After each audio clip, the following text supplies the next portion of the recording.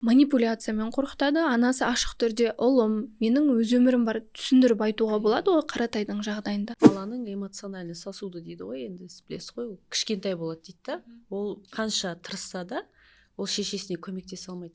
Ол тамақ жеуден басқа да өмірі бар ғой оның. Өзі әйел ретінде сезінгісі келеді, еркелегісі келеді, сөйлескісі келеді. Тіпті төсек бар, я.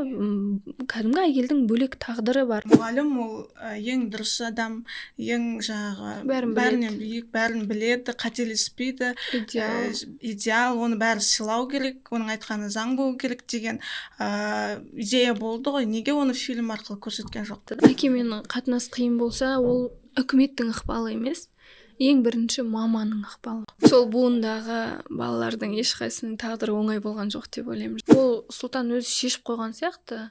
Маған білім керек емес, мен жылқы бағам, осы жолды жалғап кетем деп шешіп қойған сияқты.